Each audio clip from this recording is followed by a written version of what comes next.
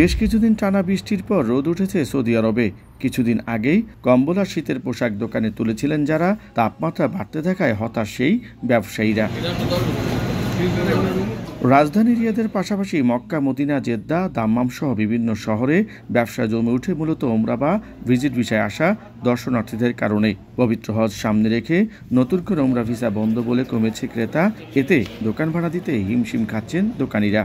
কম্বলগুলা শীতকালীন সিজনে চলে বেশি, তো এখন আসলে ঈদ কেন্দ্রিক ভাবে কিছু বেচা কিনা হয়। এখন আসলে আমাদের ডাল সিজন, আমাদের বেচা কিনা তেমনটা নাই। মোটামুটি আমরা bag, ladies bag, trolley bag এগুলো ভালো চলতেছে আলহামদুলিল্লাহ।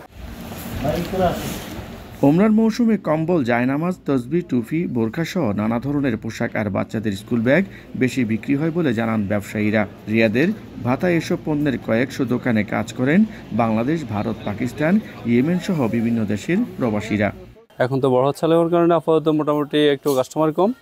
আশা করছি আবার ঈদের পরে চালু হয়ে যাবে, ঈদের পর থেকে আবার ব্যবসা বাণিজ্য বেড়ে যাবে ইনশাল্লাহ। ওমরা ভিসা চালু থাকলে আমাদের বেচাকেনা ভালো হয়, মানুষ এখান থেকে ওখানে বেড়াইতে যেতে পারে, কেনাকাটাও করতে পারে।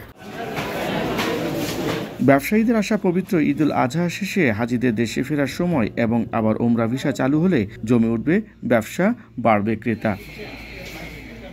মোহাম্মদ জাহাঙ্গীর আলম হৃদয়, এখন সৌদি আরব। সানবিট সব দিবে সামাল। সানবিট ম্যাজিক প্রেস ডিশওয়াশিং এর মাথা ঘোরানো সলিউশন।